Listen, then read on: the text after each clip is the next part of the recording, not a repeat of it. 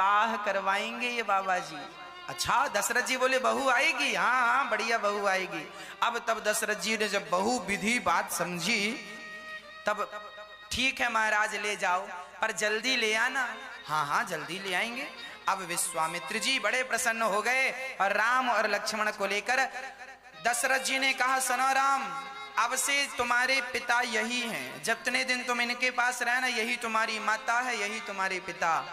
गुरु के चरणों में जब शिष्य अपना समर्पण करता है तो गुरु को ही माता और गुरु को ही पिता मानना पड़ता है। जब तक गुरु के चरणों में समर्पण नहीं होगा तब तक विद्या प्राप्त नहीं होगी। श्रद्धावान लभते ज्ञानम, विद्या पढ़ने से नहीं श्रद्धा से प्राप्त होती है।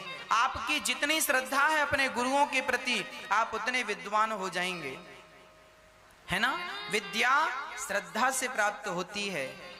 इसीलिए श्री राम जी श्रद्धा के साथ वशिष्ठ जी विश्वामित्र जी के साथ चले।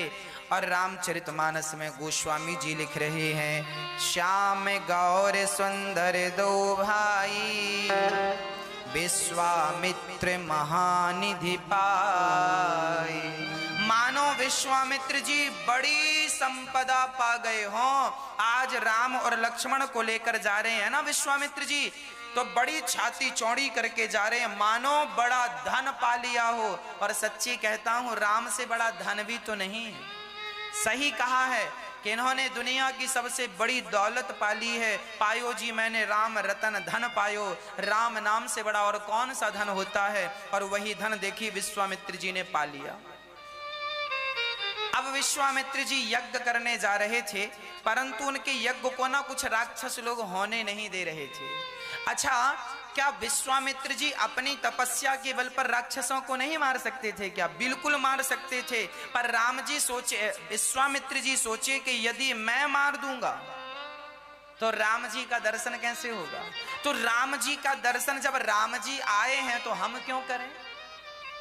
विश्वामित्र जी इतने बड़े बड़े महात्मा थे कि विश्वामित्र जी चाहते ना तो उनके हाथ में जल जो था उस जल को मंत्र पढ़ के डाल देते, सारे राक्षस मर जाते, है ना। उसी तरह मर जाते जैसे आप मच्छर की दवाई डालते हैं तो तुरंत मच्छर मर जाते हैं। विश्वामित्र जी के द्वारा दिए हुए श्राप से कोई बच सकता था, उनके द्वारा छिड़के हुए जल के द्वारा कोई बच सकता था, पर नहीं। जब राम जी हैं तो हम क्यों टेंशन लें। यहां एक सुंदर पक्ष निकल कर आ रहा है, जरा समझने का आप प्रयास कीजिए। हम समझाएंगे, आप समझिएगा। हाँ मैया जी, बात समझ में आ रही है? मैया जी, ओ मैया, ओ मेरी प्यारी माँ, बात समझ में आ रही है? आ रही है? अच्छा, अब सुनो। विश्वामित्र जी सब कुछ कर सकते थे, पर उन्हें पता है कि राम जी का अवतार हो गया है। अब दुष्टों का दमन करना राम जी का काम है, हम क्यों अपने हाथ खराब करें। राम जी का अवतार ही इसलिए हुआ है दुष्टों को मारने के लिए, हम काहे पाप ला दें। इसीलिए कहा करते हैं कि सारे काम आप लोग ना किया करो, कुछ काम भगवान के ऊपर छोड़ दिया करो। कोई आपको गाली दे, देने दो, आप भगवान पे छोड़ दो। विवाद में ना उलझो, वो गाली दे रहा है, देने दो, उसका स्वभाव है, देने दो। कोई आपके बारे में बुरा कर रहा है, सोच रहा, करने दो। सावधानी आपकी होनी अच्छी बात है, सावधान रहो, अच्छा है। लेकिन कोई आपको परेशान करे, उसे समझाओ, भाई परेशान ना करो। पर जब कुछ भी ना समझे कोई, तो फिर भगवान पे छोड़ दो, आप बिल्कुल टेंशन ना लो। आजकल आदमी बड़ा टेंशन में, अभी कोरोना काल में तो बहुत सारे लोग डिप्रेशन में चले गए। कई लोग कोरोना से नहीं मरे, डिप्रेशन से मर गए, ये सोच सोच के कि बचेंगे कि नहीं बचेंगे कि नहीं बचेंगे। अरे बचेंगे तो जी लेना, नहीं बचेंगे तो जाना है, इसमें टेंशन लेने की क्या बात है। आदमी बहुत सोचता है, आप लोग ना सोचते बहुत हैं। आप लोग सोचते हैं कि नहीं? आप लोगों को टेंशन है कि नहीं? मैया आपको टेंशन है? लो, टेंशन, कई लोग बड़ी टेंशन लेते हैं, बड़ा सोचते हैं।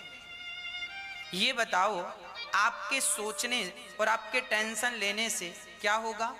आज तक आपका सोचा हुआ हुआ? आप सोचते हैं ये काम हो जाए पर नहीं होता, आप सोचते हैं ऐसा हो जाए, नहीं होता।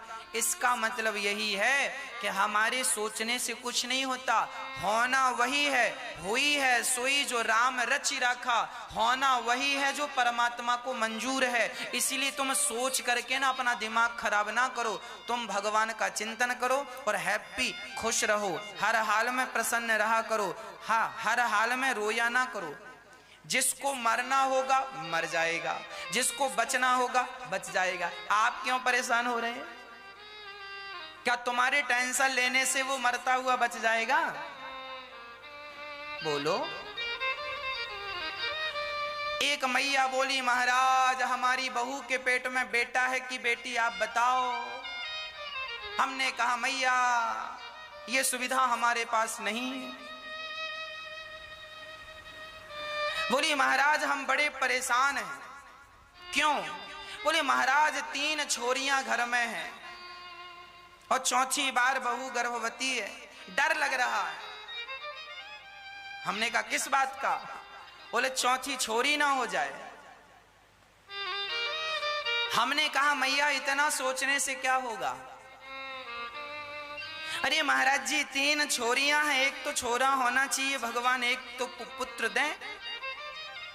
हमने कहा भगवान देंगे, तुम परेशान ना हो, तुम्हारे सोचने से। अच्छा तुम सोचोगी सोचोगी सोचोगी तो क्या छोरी की छोरा हो जाएगा? फिर जो समय तुम प्रसन्न चित्त से गुजार सकते थे वह भी तुम्हारा टेंशन में जा रहा। फिजूल की टेंशन है कि नहीं? बेकार की टेंशन है। उसने कहा महाराज 3 बेटियां हैं। हमने कहा मैया ये जो 3 बेटियां हैं ना, ये अपना अपना भाग्य लेकर आई हैं। अरे महाराज महंगाई है, इनका कौन पालन पोषण करे? हमने कहा सुनो, कोई किसी का पालन नहीं करता, सारे लोग अपने अपने भाग्य की, भगवान की दी हुई रोटियां खाते हैं।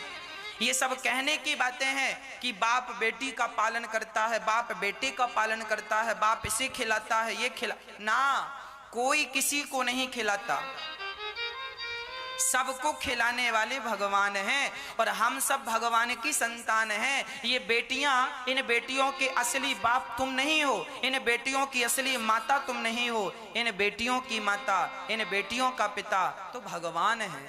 हमारे माता पिता भगवान हैं। हम जरूर कहते हैं कि ये हमारे अपने माता पिता हैं, माना है हमारे माता पिता, पर ये याद रखो कि ये माता पिता ना होंगे तो भी आप भूखे नहीं मरेंगे, क्योंकि आपके माता पिता के ऊपर भी एक माता पिता और हैं। त्वमेव माता च पिता त्वमेव, मात पिता तुम मेरे, शरण गहूं किसकी, तुम बिन और न दूजा, आस करूं किसकी। ये कितने बच्चे हमारे भारत में ऐसे हैं जिनके माँ, बच्चा पैदा होते ही माँ मर जाती है, बच्चा पैदा होते ही बाप मर जाता है, माता पिता दोनों मर गए, फिर भी बच्चे का पालन हो गया कि नहीं? हाँ, थोड़ा सा कष्ट मिल सकता है उसे, पर देखो पालन तो सबका हो जाता। इसका अर्थ यही हुआ, निष्कर्ष यही निकला कि सबके पालनहार भगवान है। वही कहीं ना कहीं से किसी ना किसी को माध्यम बनाकर वो किसी के द्वारा किसी का पेट भरवा देते हैं, है ना। एक जंगल में एक आदमी भूखा मर रहा था, प्राण निकलने की स्थिति थी, बड़ा भूखा था। तभी वहां पर एक सज्जन वहां से निकल रहे थे और वो सज्जन टिफिन लेकर के जा रहे थे। तभी टिफिन लेकर वो जा ही रहे थे कि जहां वो भूखा आदमी बैठा था उसी के पास उस आदमी का पांव फिसल गया और वो गिरा तो उसका सारा टिफिन खुल गया। कुछ दाल गिर गई, कुछ रोटियां गिर गई, कुछ चावल गिर गए। और जब गिरे तो जो गिर गया था उसे उसने वहीं छोड़ा, जो बचा था उसका बंद किया, चला गया। अब अचानक उसके सामने बिखरी हुई दाल और बिखरी हुई रोटी आ गई। भूखा था, उसने रोटियां उठाई, बिखरी दाल थी, भूखे में तो अब बिखरी दाल है, खा लिया, रोटी खा लिया। उसके जान में जान आई। मतलब विधाता किसी ना किसी प्रकार से तुम्हारा पेट, जब तुम्हारा कोई पेट भरे, जब तुम्हें कोई रोटी दे, तो ये ना सोचा करो कि हमारी मेहनत से आ रही है, सदा यही सोचा करो कि ये भगवत कृपा से हमें मिल रही हैं और भगवान ही हम सबके पालनहार हैं। तो श्याम गौर सुंदर दो भाई, श्याम गौर सुंदर दो भाई, विश्वामित्र महानिधि पाई। अब राम जी गए तो गुरु जी के पास जैसे ही पहुंचे, यज्ञ के पास पहुंचने वाले थे कि रास्ते में ताड़का आ गई, है ना। ताड़का क्रोध कर आई, ओ हंसती हुई आई, और ताड़का ने जब देखा कि कोई महात्मा जा रहा है तो वो नरभक्षी राक्षस थे, लोगों को पकड़ पकड़ खा लेते थे, ऐसे राक्षस थे। ताड़का आई और विश्वामित्र जी को खाने के लिए झपटी तो तुरंत राम जी सामने आकर खड़े हो गए। अच्छा, राम जी को खाने नहीं आई, वो विश्वामित्र जी को खाने आई।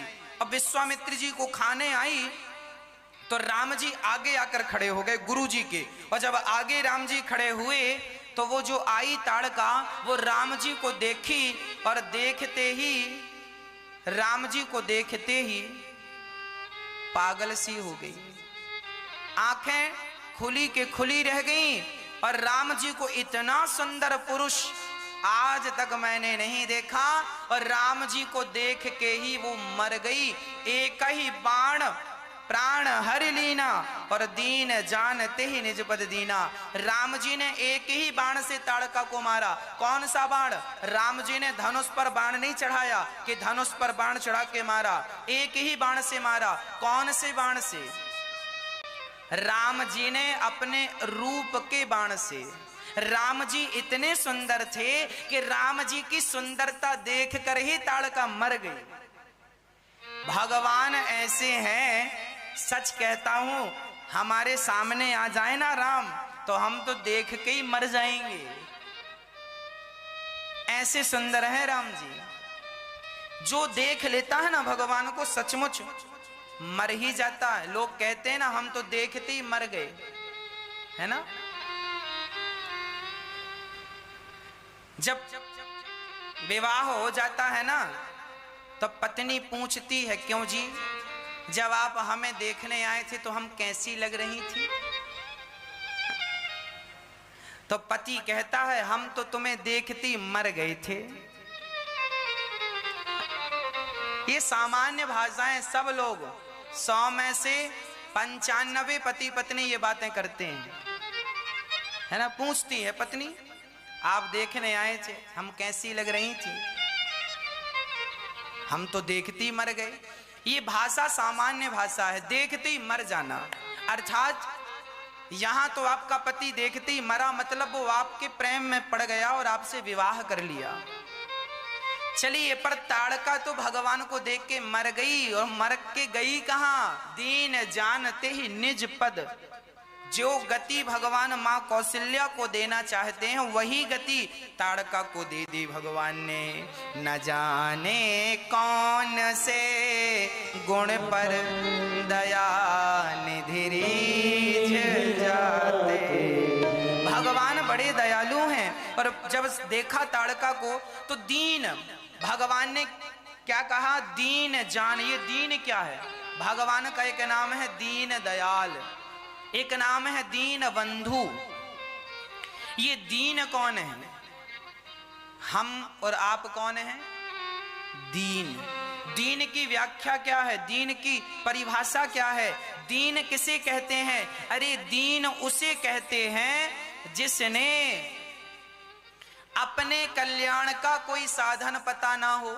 जैसे मैं हूं, हम हैं, हमें पता नहीं कि माला कैसे जपना चाहिए, हमें पता नहीं कि भगवान का नाम कैसे लेना चाहिए, हम लोगों को पता नहीं कि भगवान की भक्ति कैसे करना चाहिए। हम तो तुच्छ प्राणी हैं, संसार में उलझे पड़े हैं। हम जैसे लोग जो कुछ नहीं जानते, तिगड़म नहीं जानते।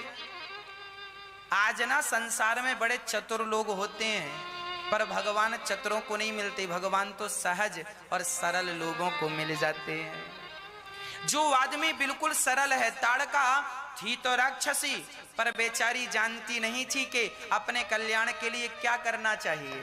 ऐसे पर भगवान ने दीन जान करके उसे अपना परम पद प्राप्त करा दिया। धन्य है ऐसे भगवान। भगवान ने जब गुरु जी का यज्ञ ताड़का को मारकर जब गए, ये अविद्या है। जब राम जी ने यज्ञ गुरु जी का कराया तो वहां पर मारीच मामा आए, और मारीच आया हड्डी वड्डी लेके आया यज्ञ कुंड में डालने। तो भगवान ने बिन फण का बाण मारा, तो मारीच को बाण मारा था बक्सर से। राम जी, विश्वामित्र जी राम जी को कहां लेकर गए? अयोध्या से बक्सर, है ना। वहां पर श्री विश्वामित्र जी का आश्रम आज भी है। बक्सर बिहार की ये का जिला है, ये बक्सर आज भी है। वहां पर, वहां से बाण मारा राम जी ने, तो मारीच जाके, मॉरिशस देश है आज, उस देश का नाम मॉरिशस है। उस देश में जाकर मारीच के नाम से वो देश पड़ा मॉरिशस। पहले मारीच उसका नाम था, पर तब्दील कर दिया गया, मॉरिशस उसका नाम पड़ा। राम जी ने बाण से उसे वहां भेज दिया, वहां जंगलों में जाके गिरा, मरा नहीं। राम जी को पता था कि इसका आगे भी काम पड़ेगा, इसलिए जिंदा चाहते तो मार देते। अच्छा, उसके बाद कौन आया? उसके बाद बड़े क्रोध करके और भी राक्षस दौड़े। सुबाहु आया, अग्नि बाण मारा, राम जी ने मर गया। राम जी ने सुबाहु को मार डाला। क्या राम जी मारीच को नहीं मार सकते थे? बिल्कुल मार सकते, पर राम जी को पता था ये वही मारीच है जो सोने का मृग बन के गया था, और माता सीता ने कहा था सोने का मृग चाहिए। रावण ने इसे भेजा था, ये वही मारीच है। इसकी कथा आगे भी आएगी। तो राम जी ने गुरु जी का यज्ञ पूरा कराया। यज्ञ पूरा हुआ, गुरु जी बड़े प्रसन्न हो गए। अब राम जी ने कहा, गुरु जी यज्ञ पूरा हुआ, आज्ञा दो हम जाएं अपने पिता के पास अयोध्या। तब गुरु जी ने कहा, सुनो राम, एक यज्ञ पूरा हुआ है, अभी एक यज्ञ और बाकी है। कौन सा यज्ञ? धनुष से यज्ञ सुनि रघुकुल नाथा। कौन सा यज्ञ बाकी है? धनुष यज्ञ। ये धनुष यज्ञ कौन है? जनक जी ने अपनी बेटी सीता के लिए एक धनुष यज्ञ रखा है। ऐसा धनुष है जो शिव जी का धनुष है, और उस धनुष को उठाकर माता सीता पोंछा लगाकर धनुष रख दिया करती थी एक हाथ से। जनक जी ने देखा कि मेरी बेटी सीता एक हाथ से ये धनुष उठाती है। तब जनक जी ने संकल्प लिया कि मैं अपनी बेटी का विवाह उसी के साथ करूंगा जो इस धनुष में डोरी चढ़ा दे। पहले धनुषों में डोरी चढ़ाई जाती थी, फिर धनुष को चलाया जाता था, है ना। तो धनुष यज्ञ था। जनक जी ने घोषणा करी, सारे देश देशांतरों के राजाओं को निमंत्रण दिया, बुलाया, आओ धनुष यज्ञ में भाग लो, और जो धनुष पर डोरी चढ़ा देगा उसके संग मेरी सीता का विवाह होगा। अब राजा महाराजा गए और धनुष पर डोरी चढ़ानी थी। और यहाँ अच्छा एक प्रश्न खड़ा हुआ कि जनक जी ने सबको बुलाया है सीता स्वयंवर में, पर दशरथ जी को नहीं बुलाया। दशरथ जी को बुलाया होता तो दशरथ जी भी जाते।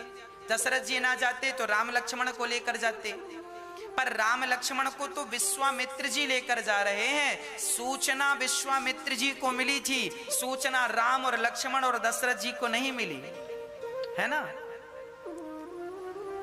सूचना किसे मिली है? गुरु जी को।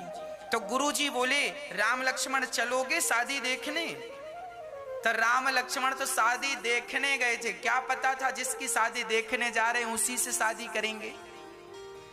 कोई ऐसा प्लान नहीं था राम जी का कि विवाह करना है। अब गुरु जी लेकर जा रहे हैं। अच्छा, जनक जी ने दशरथ जी को निमंत्रण क्यों नहीं दिया? क्या कोई दुश्मनी थी? ना, कोई दुश्मनी नहीं थी। शास्त्रों में एक उपाख्यान मिलता है कि एक बार राजा जनक, सीता माता के पिता जनक जी एक बगीचे में बैठे थे, और वह बगीचा बहुत सुंदर था, फलों से लदा रहता था। चारों तरफ छाया थी, सरोवर थे, ठंडी ठंडी हवा चलती थी। एक दिन राजा जनक उस सरोवर में बैठकर, उस बगीचे में बैठकर बड़े प्रेम से आनंद के साथ नृत्य गान चल रहा था, नाचना गाना चल रहा था, भजन कीर्तन चल रहा था। उसी समय जनक के यहाँ एक महात्मा आए और महात्मा जी उसी बगीचे में आए। तो बगीचे में महात्मा जी ने खड़े होकर जनक को आवाज लगाई, जनक जनक। पर जनक जी संगीत में इतने मस्त थे कि सुने नहीं। तो जनक को श्राप दे दिया महात्मा जी ने। अरे जनक जी, तुम बड़ी छांव ले रहे हो ना बगीचे की, जाओ तुम्हें श्राप देता हूं, तुम्हारा यह बगीचा बिल्कुल सूख जाए। तुरंत पत्ते झड़ने लगे, बगीचा बिल्कुल वीरान हो गया, सूख गया। अब जनक जी को होश आया। जनक जी ने महात्मा जी के चरण पकड़े, महाराज बड़ी गलती हो गई। आज पहली बार ऐसा हुआ कि कोई संत मुझे आवाज लगा रहा था और मैं सुन ना पाया। मेरा अपराध जानकर नहीं हुआ, अनजाने में हुआ है। ये बगीचा मुझे बड़ा प्रिय था, बहुत अच्छा था, आप इसे फिर से हरा भरा कर दीजिए, ऐसी मेरी प्रार्थना है। तब संत ने कहा कि ये बगीचा हरा भरा हो सकता है, पर एक ही उपाय है। क्या उपाय है? बोले, कोई पतिव्रता नारी कच्चे सूत की रस्सी बनाए, और यहां पर जो कुआं है वहां पे कुआं भी था, इस कुएं का पानी कच्चे सूत की रस्सी बनाकर घड़े में बांधे और घड़े को कुएं में डाले। और घड़ा भी कच्चा होना चाहिए। कच्चा घड़ा जानते हैं, कुम्हार ने मिट्टी का बनाया, वैसा का वैसा, पकाना नहीं है उसको। पके हुए घड़े में तो पानी रहता है, कच्चे घड़े में थोड़ी रह पाएगा। कच्चे घड़े में कच्चे सूत से बांधकर और इस कुएं का पानी भर के इस जंगल में सींच दो। जो पतिव्रता नारी ये कर पाएगी, तुरंत जंगल हरा भरा हो जाएगा। अब जनक जी तुरंत अपनी पत्नी की तरफ देखे तो जनक जी की पत्नी ने सिर का घूंघट बढ़ा लिया, हमारी तरफ ना देखो। क्यों? अच्छा, जनक जी की पत्नी माता सीता की मां पतिव्रता थी, पर उन्हें संकोच लग रहा था कि यदि कच्चे सूत से बांधूंगी, कच्चा सूत मतलब रुई, समझिए उसे, रुई की रस्सी तुरंत कैसे बने साहब, कच्चा सूत तो और भी कच्चा है। अब जनक जी की पत्नी अर्थात सीता जी की मां को लगा कि यदि सूत थोड़ा भी टूट गया तो हम तो पतिव्रता हैं ही, पर फिर तो हल्ला हो जाएगा कि ये तो है ही नहीं, मतलब बदनामी होने का एक डर है। अब सारे जनक में हल्ला हुआ कि जो पतिव्रता नारी कच्चे सूत से, कच्चे घड़े से पानी लेकर सिंचन करेगी बगीचे में, उसे राजा जनक बहुत सारा पुरस्कार देंगे। पर जनकपुर में कोई नहीं आया, सब डर रहे थे। अच्छा, जनकपुर में पतिव्रताएं स्त्रियां थीं, ऐसा नहीं कि नहीं थीं, पर क्या हुआ ना, डर रहे थे। भाई आपके पास क्षमता है पर आप डर जाते, कॉन्फिडेंस की कमी होती है, वही कमी थी। सारे जनकपुर में कमी इस बात की थी, कॉन्फिडेंस नहीं था, विश्वास नहीं था अपने ऊपर। थी सारी पतिव्रता, पर सबको डर लग रहा था कि घड़े से पानी गिरा तो लोग हंसेंगे कि बड़ी पतिव्रता बनने चली और घड़ा तो टूट गया, लोग जीवन भर ताने मारेंगे, बड़ी पतिव्रता बन रही थी। ये ताने सुनने के डर से ना कोई आगे नहीं बढ़ रहा था। अब जनक जी ने तो सारे नगर में डिंडोरा पिटवाया, कोई नहीं आया। दूर दूर तक बड़े बड़े संदेशे पहुंचाए, कोई नहीं आया। तब संदेशा जनक जी ने दशरथ जी को पहुंचाया। जनक जी ने चिट्ठी लिखी, मेरे प्रिय मित्र दशरथ जी, आपके चरणों में कोटि कोटि प्रणाम। पत्र लिख रहे हैं जनक जी, हमारे यहाँ एक बगीचा था, सुंदर था, सूख गया है। संत ने कहा है कि यदि कोई पतिव्रता नारी, यदि वो कच्चे सूत से कच्चे घड़े को बांधकर कुएं से पानी निकाले तो जरूरी हरा भरा हो जाएगा। तो मैं चाहता हूं कि आप कौशल्या जी के साथ पधारें, और कौशल्या जी ही आज इस धरती की सबसे बड़ी पतिव्रता नारी हैं, ये काम वो कर सकती हैं। तो जनक जी ने सूचना पहुंचाई दशरथ जी को, और दशरथ जी काम में इतने व्यस्त थे कि सूचना पत्र पढ़ तो लिया और पढ़कर दासियों से कह दिया, जाओ कौशल्या को दे देना। अब दासियां गईं और कौशल्या जी को दिया। कौशल्या जी ने पढ़ा कि जनकपुर जाना है, कच्चे सूत से कच्चे घड़े में पानी भर के बगीचे में डालना है। तो कौशल्या जी तो शहर से तैयार हो गई, चलो जनक जी बड़े दुखी हैं, उनका बगीचा सूख गया है, चलो मैं चलती हूँ। सुनो, परसों की पैकिंग कर लो। परसों की तैयारी होने लगी, परसों जाना, रथ तैयार हुआ, सूटकेस तैयार हुआ सब, कि तभी कौशल्या माँ के कमरे में एक झाड़ू लगाने के लिए बाई आती थी। कौशल्या माँ के कमरे में साफ सफाई के लिए बाई आती थी ना, काम वाली, जिनको दासी कहते थे। वो दासी आई, काम वाली बाई आई, तो उसने पूछ लिया अपनी महारानी जी से, माँ आज कहाँ जा रही हो, बड़ा सूटकेस तैयार हो रहा। घर की दासी पूछ लेती है, आज कहाँ प्रोग्राम है भाई, कहाँ जा रहे हैं? पूछ लिया, अरे बहन देख जरा, ये जनकपुर से पत्र आया है, उनके यहाँ कोई बगीचा सूख गया है, सो हमें बुलाया है कि पानी डालने आ जाओ। उनके यहाँ तो कोई पानी डालने वाला भी नहीं है, अब हमें बुलाया, अब जाना पड़ेगा, पति की आज्ञा। तो वो झाड़ू लगाने वाली बोली, सुनो माँ आप मत जाओ, मुझे भेजो, मैं जाऊंगी। झाड़ू लगाने वाली तैयार हो गई। कौशल्या जी, अच्छा कौशल्या जी अयोध्या की स्त्रियां हैं, कोई सामान्य स्त्रियां थोड़ी होंगी।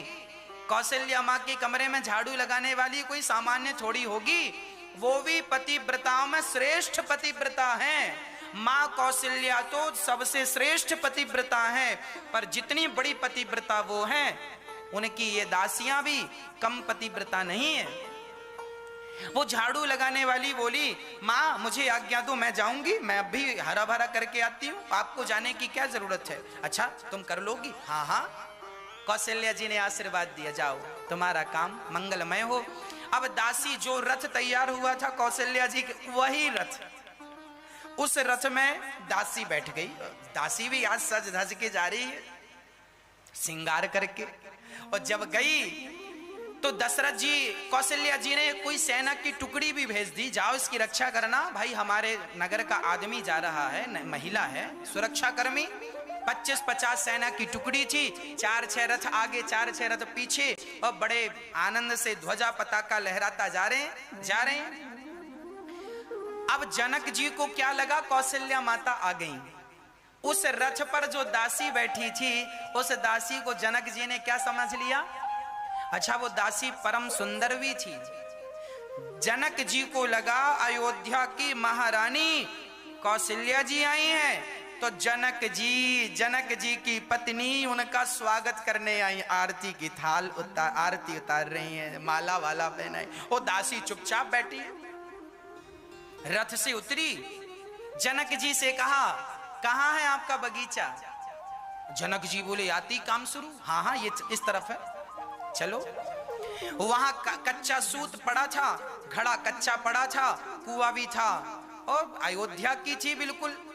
दासी भगवान का परम प्रेम था और बड़ी पतिव्रता थी। और कच्चे सूत को उसने कस करके जो घड़े में बांधा, और लाखों की भीड़ लग गई। लाखों लोग तो इसलिए इकट्ठे हुए कि कब रस्सी टूटे, कब ताली बजा के हम दांत निकालें। हाँ? कुछ लोग तो तमाशा देखने इकट्ठे होते हैं। संभल कर बैठना, जग में तमाशा देखने वालों, कहीं खुद ना तमाशा बन जाना तमाशा देखने वालों। जो लोग दूसरों का तमाशा देखते हैं ना, एक दिन उनका तमाशा देखने भी लोग जरूर आते हैं। इसीलिए किसी का तमाशा देखने का भाव नहीं रखना चाहिए। पर वहां लोग इकट्ठे हो गए और बड़े प्रेम से वो तमाशा देखने आए। और वो दासी तो दासी थी, पतिव्रता थी, और कच्चे सूत से कस के घड़े में बांधा और बांध करके पानी में डाला, कुएं में, और पानी में डाला। घड़ा काहे को फूटे और रस्सी काहे को टूटे, पतिव्रता थी। अब वो कहती जाए कि मैं सच्ची पतिव्रता हूं तो सूत टूटना नहीं चाहिए और घड़ा फूटना नहीं चाहिए, मैं सच्ची पतिव्रता हूं और अयोध्या की हूं, और मैं सच्ची पतिव्रता हूं तो सूत टूटे ना और घड़ा फूटे ना, कहती जाए और निकालती जाए। सचमुच घड़ा ऊपर आ गया, घड़ा फूटा नहीं। और पानी लेके और दाहिने हाथ से सारे नगर में अर्थात सारे बगीचे में सिंचन किया। जहां जहां पानी डालती जाए वो पेड़ सूखे थे, हरे भरे होते जाए। ज्यों का त्यों बाग बगीचा ज्यों का त्यों हो गया। अब जनक जी चरणों में गिर पड़े, कौशल्या माँ आप धन्य हैं। तब उसने कहा, राम राम जनक जी, हमें कौशल्या कहकर लज्जित क्यों करते हो? हम कौशल्या थोड़ी हैं, तो कौन हो आप? बोले हम तो कौशल्या जी के कमरे में झाड़ू लगाने वाली दासी हैं। अब जनक जी बोले हे भगवान, इनकी दासियां ऐसी हैं तो इनकी महारानियां कैसी होंगी? तो जनक जी ने जब सीता जी का स्वयंवर किया तो डर के मारे जनक जी ने अयोध्या वालों को नहीं बुलाया। बोले तब बुलाए थे, महारानी को दासी आ गई और अब पता नहीं मेरी छोरी से विवाह करने कौन आ जाए, दशरथ जी किसे भेज दें। अयोध्या का तो कोई भी आदमी धनुष पर यूं डोरी चढ़ा के चला जाएगा। तो जनक जी डर गए कि कहीं कोई और ना आ जाए और मेरी छोरी का विवाह किसी और ऐरे गहरे से ना हो जाए। मैं बुलाता हूं महारानियों को, आती हैं दासी, तो कहीं मेरी सीता का विवाह भी किसी दास से ना हो जाए। इस बार, पिछली बार दासी आई, इस बार कोई दास ना आ जाए। तो डर के मारे दशरथ जी को बुलाया ही नहीं, ना खतरे के निशान पार जाना ही नहीं है। इसीलिए सबको निमंत्रण मिला पर जनक जी को, दशरथ जी को निमंत्रण नहीं मिला। ये पतिव्रताओं नारियों की बड़ी महिमा है। अच्छा, इस कथा से आप ये ना समझें कि जनक जी भी कुछ कम हैं। जनक जी भी सर्वश्रेष्ठ हैं। जनक जी सबसे उत्तम हैं। जनक जी के पत्नी सबसे श्रेष्ठ हैं, सीता की माँ हैं। धन्य है माता सीता, धन्य है उनका परिवार। लेकिन शास्त्रों में जो गुरुजनों से हमने सुना पढ़ा वही हमने आपको सुनाया है। हाँ, रामचरितमानस की पावन व्याख्याएं बड़े बड़े विद्वानों ने की हैं। उन विद्वानों की ये व्याख्याएं हमने पढ़ी, वही हमने आपको सुनाया। अब जनक जी सीता स्वयंवर कर रहे हैं और गुरु विश्वामित्र जी राम से कह रहे हैं, धनो से यज्ञ सुनि रघुकुल नाथा। चलो राम जी धनो से चलो। राम जी चले और अयोध्या से मिथिला के रास्ते में एक आश्रम था। आश्रम एक देख मग माही, खग मृग जीव जंतु तहना। वहां पर राम जी पीछे पीछे, गुरु जी आगे आगे जा रहे। तभी राम जी ने देखा रास्ते में कैसा सुंदर सा आश्रम है, जहां कोई मनुष्य की क्या कहें, जहां कोई पशु और पक्षी भी आने को तैयार नहीं है। तब राम जी ने गुरु जी से कहा, गुरु जी रुक गए। हाँ हाँ राम बोलो। गुरु जी ये आश्रम कौन है? और ये महिला जो बैठी है, ये महिला पत्थर तो है पत्थर, पर ऐसा लग रहा है कि ये पत्थर के पहले कोई स्त्री थी। ये कौन है? ये आश्रम किसका है? जरा हमें विस्तार से कहो। तब पूरी कथा सुनाई। सुनो, ये गौतम ऋषि का आश्रम हुआ करता था। उनकी पत्नी अहिल्या ये पत्थर है। अच्छा, तो गुरु पत्नी, उनकी पत्नी गौतम जी की पत्नी ये पत्थर कैसे बन गई? तब कहा कि ये गौतम जी की जो पत्नी है अहिल्या, ये अहिल्या किसकी बेटी है जानते हैं? ये अहिल्या स्वयं ब्रह्मा जी की बेटी। अहिल्या माता किसकी बेटी है? ब्रह्मा जी की। एक बार जब ब्रह्मा जी ने अपनी बेटी को उत्पन्न किया, अहिल्या इतनी सुंदर थी कि अहिल्या को देखने के लिए इंद्र चुपके चुपके आया करता था। इंद्र को लगता था कि ब्रह्मा जी की बेटी अहिल्या से मैं विवाह कर लूं, और खूब सुंदर थी वो, चाहता था मैं विवाह कर लूं। पर ब्रह्मा जी ने अपनी बेटी गौतम जी को कहा, गौतम जी को विवाह नहीं किया।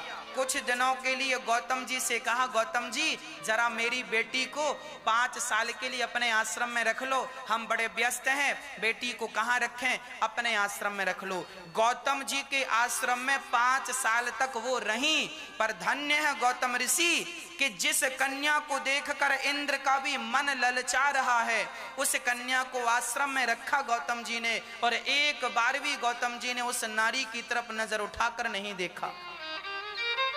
धन्य है हमारे देश का चरित्र, धन्य है हमारे देश के ऐसे ऋषि और मुनि। गौतम जी ने अहिल्या की तरफ देखा तक नहीं, 5 साल तक भाई किसी ने अपनी लड़की आपके घर रख दी कि भाई जरा हम कुछ दिन के लिए जा रहे हैं, हमारी बेटी संभाल के रखना, तो हमारी जिम्मेदारी है ना कि आपकी बेटी हम संभाल के रखें। और वो बड़ी जवान थी, सुंदर थी, और गौतम ऋषि 5 साल तक उन्होंने देखा नहीं। तब ब्रह्मा जी ने आकर कहा, वाह गौतम ऋषि, आप इतने सुंदर तपस्वी और संत हैं कि आपके सामने इतनी सुंदर स्त्री थी, पर एक बार भी आपका मन उस स्त्री की तरफ नहीं गया। अब मैं अहिल्या का विवाह आपसे करना चाहता हूं, मेरी बात को रख लो, ऐसा ब्रह्मा जी ने कहा। तब गौतम ऋषि ने ब्रह्मा जी की बात नहीं काटी और ब्रह्मा जी की बेटी अहिल्या से गौतम ऋषि ने विवाह कर लिया, है ना। अब विवाह हो गया, पर इंद्र की जो आंखें थी ना वो अभी भी अहिल्या पर टिकी थी। आपको एक बात बता दूं, बहुत सुंदर होना भी, बहुत सुंदर होना गुण नहीं है, बहुत सुंदर होना गुण नहीं है, बहुत सुंदर होना दोष है। माता सीता का हरण क्यों हुआ? क्योंकि बहुत सुंदर थी। अहिल्या का चरित्र क्यों बिगाड़ा इंद्र ने? क्योंकि वो जरूरत से ज्यादा सुंदर थी। जरूरत से ज्यादा तो अमृत भी नुकसानदायक है। सुंदर होना अच्छी बात है, सुंदर स्त्री को तो राधा रानी समझकर ही प्रणाम करना चाहिए, ये समझना चाहिए ये हमारी सीता माता है, साक्षात लक्ष्मी है, साक्षात सरस्वती है, साक्षात सीता और राधा है। सुंदर स्त्री को देखो तो अपनी राधा रानी का दर्शन कर लो, सुंदर पुरुष को देखो तो भगवान श्री राम का दर्शन कर लो, श्याम सुंदर का दर्शन कर लो। उन स्त्रियों में कोई भोग वासना, भोग की दृष्टि नहीं रखनी चाहिए, वासना की दृष्टि से स्त्रियों को नहीं देखना चाहिए। भक्ति के भाव से देखो, भोग के भाव से ना देखो। ज्यादा सुंदर थी सीता मैया, हरण हुआ, ज्यादा सुंदर थी अहिल्या, परिणाम सबके सामने है, अति सुंदर। और आज तो देखो आप लोग नेचुरल हैं तो ठीक है, पर आज तो और देखो समाज में नेचुरल है आदमी ठीक है, पर और जबरदस्ती अपने से सर्जरियां करवा रहे हैं लोग, अपने से सर्जरी करा करा के लोग सुंदर बन रहे हैं। अरे भगवान ने जैसा बनाया है ठीक हो। ज्यादा सुंदर बनने के चक्कर में अगले जन्म में भगवान ऊंट बनाएगा, ऊंटनी बन के घूमना। ऊंटनी कितनी सुंदर होती है।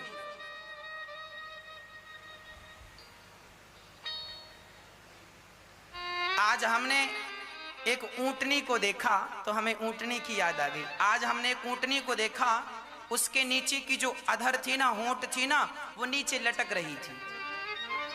हाँ, नीचे की जो अधर थी, होंठ थी, वो लटक रही थी। हम समझ गए कि जो ज्यादा सुंदर बनना चाहता है भगवान उन्हें ऊंटनी बना के भेजते हैं, लटकती रहती है, आपकी चमड़ी लटक जाती। इसीलिए विधाता ने जैसा बनाया है, आप बहुत अच्छे हैं, बहुत ज्यादा परेशान ना होइए। अरे गोरा सांवला तो ये भगवान का दिया रंग है, आप जैसे हैं बढ़िया। आपका स्वभाव, आपका नेचर, आपका चरित्र अच्छा हो तो आप वंदनीय हैं, और आपका रूप सुंदर हो पर चरित्र सुंदर ना हो तो कौन वंदना करेगा तुम्हारी। चमड़ी कितने दिन लोगों को भाएगी, चमड़ी कितने दिन लोगों को लुभाएगी, व्यक्ति की चमड़ी कितने दिन लुभाएगी, पर व्यक्ति का स्वभाव तो हमेशा लुभाएगा। इसीलिए चमड़ी सुंदर भले ना हो पर स्वभाव सुंदर होना चाहिए, चरित्र सुंदर होना चाहिए। इन बातों पर हम विशेष ध्यान रखा करें, है ना। अब गौतम जी की पत्नी जब विवाह हुआ तो इंद्र तो रास्ता काट ही रहे थे, बार बार आए देखें। एक दिन चंद्रमा को सहयोगी बनाया और चंद्रमा को मुर्गा बना दिया, और 2 बजे रात को कुकड़ू, पहले की अलार्म घड़ी ना मुर्गा हुआ करता था, मुर्गा बोल दे समझ लेना कि 4 बज गए। तो आज रात्रि के 2 बजे मुर्गा बोलने लग गया, कुकड़ू कू। गौतम जी को लगा सवेरा हो गया, गौतम जी गंगा स्नान करने चले गए, और गौतम जी स्नान करने गए कि यहाँ इंद्र आए, और इंद्र गौतम का माया से गौतम ऋषि का रूप बना लिया, और गौतम ऋषि का रूप बना करके वो अहिल्या के पास चले गए और अहिल्या के चरित्र को बिगाड़ने की कोशिश की। हमने संतों से सुना है कि अहिल्या समझ गई थी कि ये इंद्र है। वो समझ गई कि सुबह का वक्त हो रहा है, मुर्गे ने कुकड़ों को किया है, इस समय मेरे पति कभी भी ये हरकत नहीं कर सकते। ब्रह्म मुहूर्त तो भगवान के भजन के लिए होता है और ये तो भोगों की तरफ बढ़ रहा है। अहिल्या चरित्र से समझ गई कि ये मेरे पति का स्वभाव नहीं है, मेरे पति ऐसे नहीं है।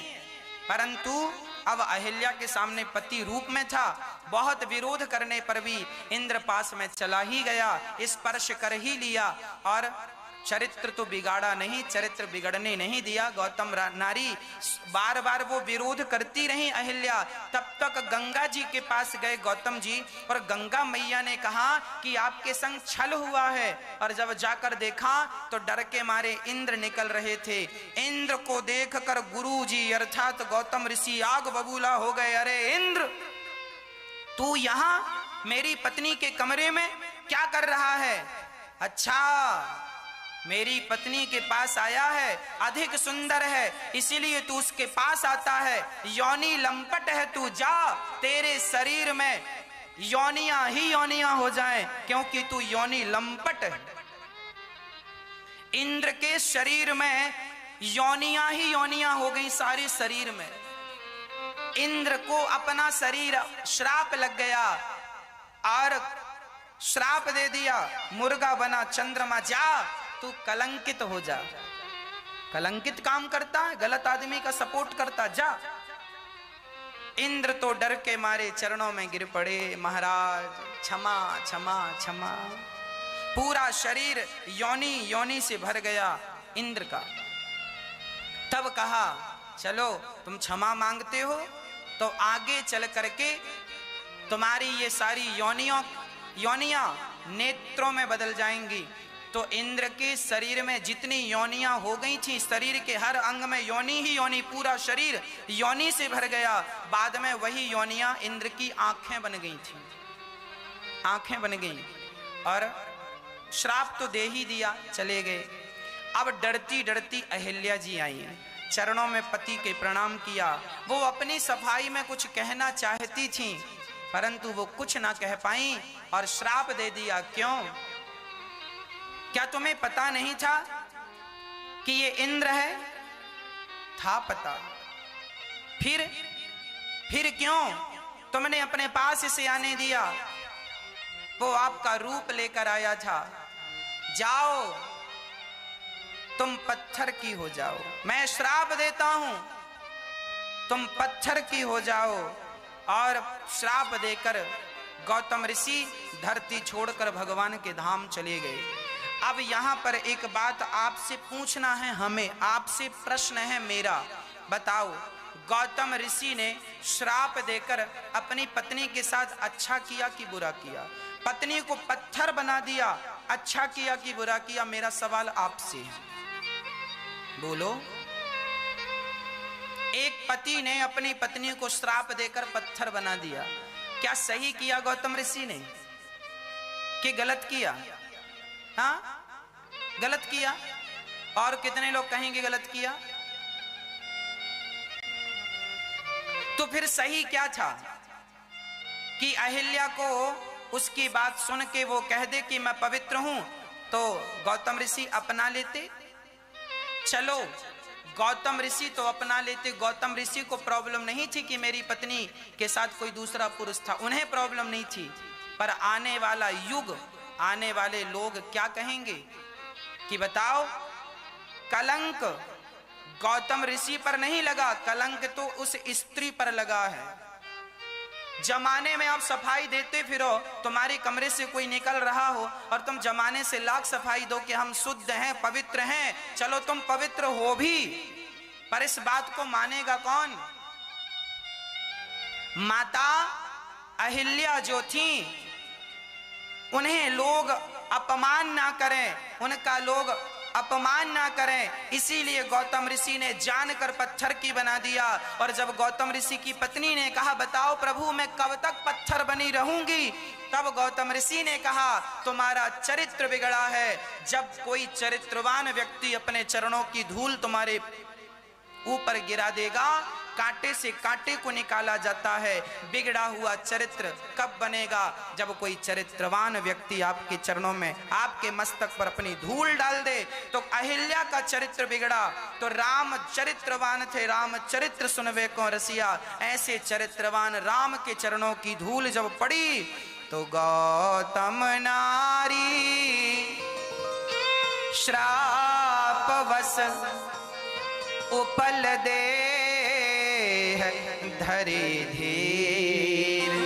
चरण कमल रज चाहते कृपा करो रघुवीर। राम जी ने चरणों की धूल गिराई।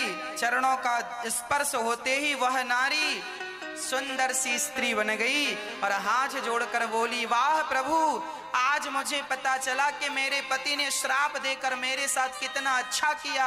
श्राप ना दिया होता तो मुझे आपका कभी दर्शन ना हुआ होता। पर सतपद पावन शोक न सावन, प्रगट भई तम पुंज सही। अंत में लिखा है कि मुनि श्राप जो दीना, अति भल कीना, परम अनुग्रह मैं जाना। देख्यूं भरी लोचन हरि भव मोचन, यह लाभ शंकर जाना। विनती प्रभु मोरी मैं अति भोरी, नाथ न मागऊं बर आना। पद कमल परागा रस अनुरागा, मम मन मधुप करे पाना। मेरा मन सदा, मैं आपसे यही वरदान मांगती हूँ कि मेरा मन सदा आपके चरणों का ये स्वाद लेता रहे और मैं सदा आपकी दासी बनकर रहूं। जेहि पद सुर सरिता परम पुनीता, प्रगट भई शिव शीस धरी। जिस चरण का स्पर्श होते ही एक पानी गंगा जल बन गया और उसी गंगा जल को शंकर जी ने अपने मस्तक पर रखा। आज वही चरण मेरे मस्तक पर आए। सोचो, इससे बड़ा सौभाग्य और क्या होगा, है ना? सोई पद पंकज जेहि पूजत, अज मम सिर धर्यूं कृपाल हरि। यही भांति सिधारी गौतम नारी, बार बारी हरि चरणन परी। जो अति मन भावा सोवरु पावा, गैपति लोक आनंद भरी। लिखा है आखिरी में, अहिल्या कहाँ गई? अपने पति के लोक को चली गई। पति पहले चले गए, बाद में पवित्र होकर ये भी आ गई ताकि इन पर कोई कल को उंगली ना उठाए। पवित्र होकर के आ गई। अब यहां तुलसीदास जी ने दोहा लिखा है, बहुत बढ़िया। वो दोहा याद कर लेना चाहिए और अपने रोज राम को कहना चाहिए, रोज गाया करो। अस प्रभु दीन बंधु हरि, कारण रहित दयाल। तुलसीदास सठ तेहि भज, छाणी कपट जंजाल। तुलसीदास जी कहते हैं, अस प्रभु दीन बंधु हरि, कारण रहित दयाल। ऐसा भगवान और कौन होगा जो बिना कारण के तार देता।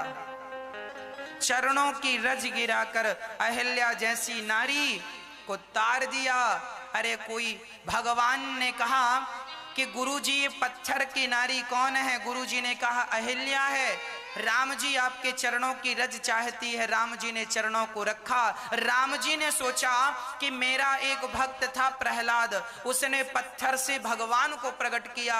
यदि एक भक्त पत्थर से भगवान को प्रकट कर सकता है तो आज भगवान एक पत्थर से भक्त को प्रकट करने जा रहे हैं। और राम जी ने आज पत्थर से भक्त को, अहिल्या जैसी परम भक्ता को प्रकट कर दिया, प्रकट कर दिया। अहिल्या को, अहिल्या जैसी स्त्री देखिए पावन हो गई।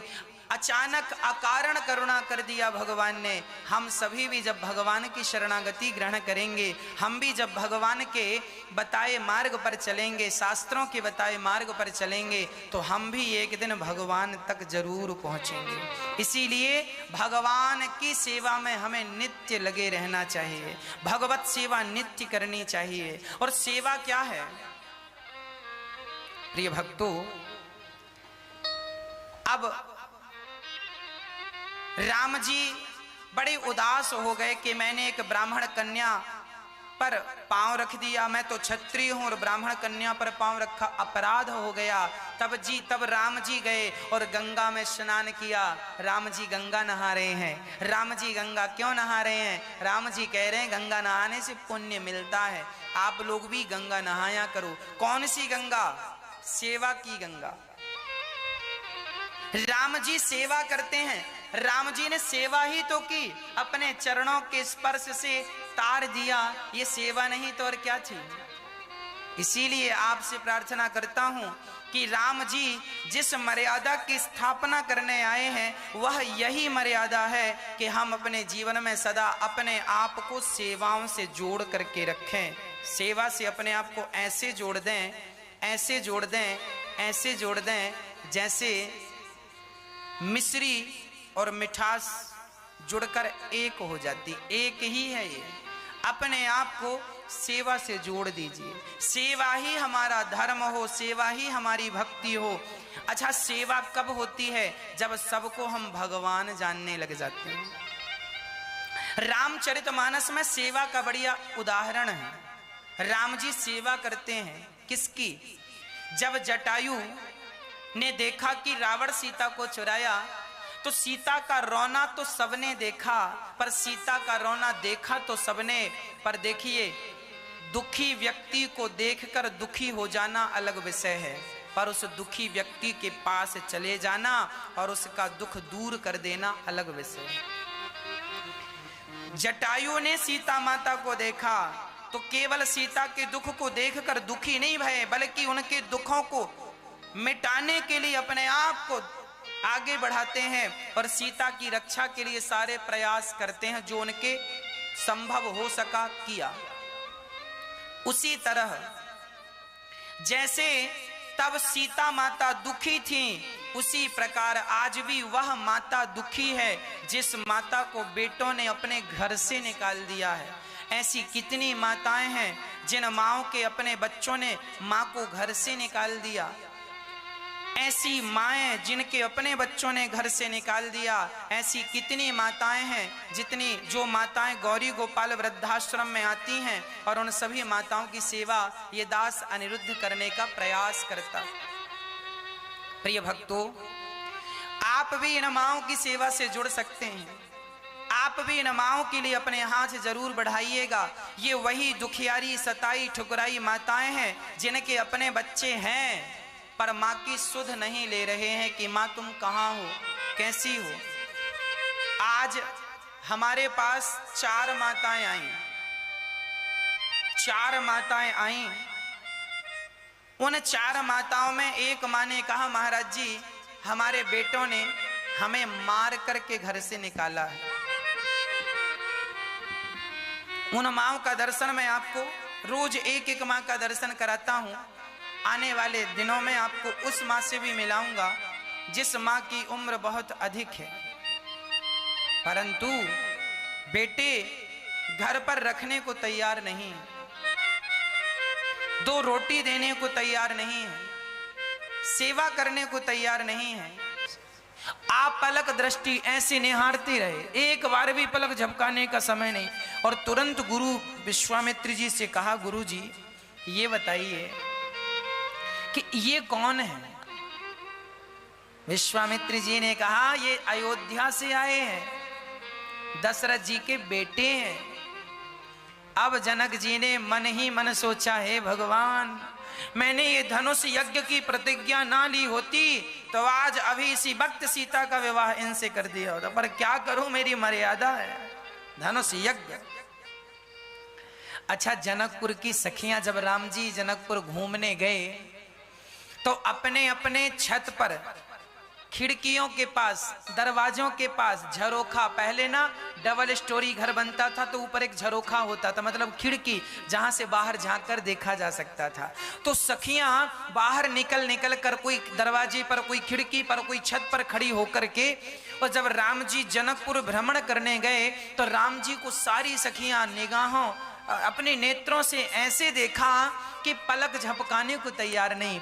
एक सखी बोली, सुनो तो, ये कितने सुंदर है राजकुमार। एक सखी बोली, मैं तो भगवान से यही प्रार्थना करती हूं कि हमारी सिया का विवाह इनसे हो जाए। तो दूसरी सखी ने कहा, सीता का विवाह यदि इनसे हुआ तो बता तेरा क्या फायदा होगा, तुझे क्या मिल जाएगा। उस सखी ने कहा, तुझे नहीं पता, यदि मेरी सीता इनसे विवाही गई तो इसी बहाने ये जनकपुर आते रहेंगे और हम अपने नेत्रों से इन्हें देखते रहेंगे। इसी बहाने इनसे हमारा एक संबंध हो जाएगा, देखने के अवसर बढ़ जाएंगे। इसीलिए राम जी से कह रही हैं, जनकपुर की सखियां सुनो, कहां से आए हो। तो राम जी ने तो कुछ बोला नहीं। लक्ष्मण जी ने कहा, तुम्हें क्या करना, हम कहां से आए हैं, आधार कार्ड दिखाएं, हाँ कहां से आए हैं। अब लक्ष्मण जी धीरे, अच्छा लक्ष्मण जी थोड़ा सा ना मजाकिया भी हैं और थोड़ा गुस्सा वाले भी हैं। वो तुरंत जवाब, राम जी कहते हैं जवाब ना दिया करो। लक्ष्मण जी बोले, आप मत दो जवाब, हम तो देंगे। अब आगे चले राम लक्ष्मण जरा नगर देखने, तो आगे की सखियां, ओहो हो कितने सुंदर हैं। तो लक्ष्मण जी राम जी से बोले, सुनो प्रभु, इनके नगर में तो कोई सुंदर है ही नहीं, हमें देख देख के पागल हो ही जा रही है, पागल हो ही जा रही है, कोई सुंदर देखा ही नहीं। तो दूसरी सरक जनकपुर की सखी बोली, सुनो ऐसे भाव ना बढ़ाओ, हम तुम्हें देख रही हैं, केवल इसलिए देख रही हैं कि तुम हमारी नगरी में आए हो और हमें पता चल गया है कि तुम कहां से आए हो। कहां से आए बताओ, हम कहां से आए हैं। हाँ तुम अयोध्या से आए हो। अच्छा हाँ, तुम्हारा नाम लक्ष्मण है। अच्छा तो इनका नाम क्या है। इनका नाम राम है। हमने सारी जन्म पत्रिका निकाल ली और सखियों ने पूरी कुंडली निकाली। एक सखी बोली, सखियों इन दोनों से बच के रहना। लक्ष्मण जी बोली, बच के क्यों भाई, हमसे बचने की क्या जरूरत, हम कोई परेशान कर रहे हैं किसी को, तुम्हारे नगर में घूम रहे हैं, तुम बचने की बात कर रही हो, हम किसी को सता रहे हैं क्या, क्यों बचने की बात कर रही हो। एक सखी बोली, बात तो सब ठीक है, पर ये दोनों अयोध्या से आए हैं और यदि ये कुछ खाने को दें, खा मत लेना। क्यों। जनकपुर की सखियां बोली, ये अयोध्या के लोग जो है ना, यहां ना खीर खाने से बच्चा पैदा हो जाते हैं। ये जो राम लक्ष्मण घूम रहे हैं ना, इनकी माओ ने, इनके पिता से ये बच्चे पैदा नहीं हुए, फिर बोले इनकी माओ ने खीर खाई और खीर खाने से बच्चा। अब दूसरी सखी बोली, राम राम राम राम, खीर खाने से। दूसरी सखी बोली, मैंने कल ही खीर बनाई थी। अरे पगली चिंता ना कर, अयोध्या में ऐसा होता, जनकपुर में थोड़ी होता। तूने कल खीर बनाई थी, खा आराम से, तुझे परेशान होने की, इनके हाथ की ना खा लेना, अयोध्या के लोग हैं। अब राम जी और लक्ष्मण जी सुन रहे हैं और मंद मंद मुस्कुरा रहे हैं। तभी राम जी से लक्ष्मण जी ने कहा, प्रभु हमने तो सोचा था कि जनकपुर में एक बढ़िया सा प्लॉट खरीदेंगे, एक बढ़िया सा घर बनाएंगे और यहीं रह जाएंगे, पर अब हमने घर बनाने का कार्यक्रम कैंसिल कर दिया। राम जी ने कहा, क्यों, तुमने तो प्लॉट देख भी लिया है, प्रॉपर्टी देख ली, खरीदने का भी विचार तुम्हारा। अरे बोली, प्रभु जी अब हम जनकपुर में कोई प्रॉपर्टी नहीं खरीदेंगे। क्यों। बोले, यदि हमने यहाँ जमीन जायदाद खरीद ली और घर बनाने को कहीं नींव खोदी, तो नींव खोदेंगे घर बनाने के लिए, तो हमारे यहाँ तो खीर खाने से बच्चा होते हैं, यहाँ जमीन खोदने से बेटियां पैदा हो जाती हैं। और कहीं हमने खंबे बनाने के लिए, पिलर बनाने के 4 खंबे खोदने के गड्ढे कर लिए तो 4 छोरियां हो जाएंगी। अब जनकपुर की सखियां राम को कह रही हैं और लक्ष्मण जी वो मोर्चा संभाले हैं, एक दूसरे को खींचातानी चल रही है। ये जनकपुर का सुंदर सा आनंद है। कथा टीवी से कट जाएगी प्रिय भक्तों, आप अपने मोबाइल पर यूट्यूब पर अनिरुद्धाचार्य जी डालिए। इसीलिए कहा करते हैं ताकि टीवी से कथा कटने के बाद भी आप कथा से जुड़े रहें। और जो कथा टीवी पर नहीं आती, क्योंकि 6 बजे कथा पूरी हो जाती है, तो यूट्यूब पर आगे की कथा आप सुनते रहेंगे। हाँ, ऐसे यूट्यूब चैनल को सब्सक्राइब करें और चैनल को सब तक शेयर करें ताकि और लोग भी सुने। अब जनकपुर में जनक जी जब आए, राम जी सब देख सुनकर आए, तो राम और लक्ष्मण को देखकर जनक जी का मन बदल गया और गुरु जी से कहा, गुरु जी आप पहले आ गए होते प्रतिज्ञा को लेने के पहले इनको लेकर, तो बिना प्रतिज्ञा के इनका विवाह करा देते। हाँ, अब ठीक है, कोई बात नहीं, जो हो गया सो हो गया। अब गुरु जी बड़े प्रेम से लक्ष्मण जी को देख रहे हैं, राम जी को देख रहे हैं। जनक जी गए, तैयारियां स्वयंवर की चल रही हैं और यहाँ राम और लक्ष्मण गुरु जी के चरण दबा रहे हैं। तभी राम जी ने गुरु जी से कहा, नाथ लखन पुर देखन चाही, प्रभु सकोच डर प्रगट न कहीं। राम जी चरण दबा रहे हैं गुरु जी के और चरण दबाते जा रहे हैं और राम जी ने कहा, गुरु जी लक्ष्मण जी कुछ कह रहे हैं। हाँ हाँ लक्ष्मण कहो।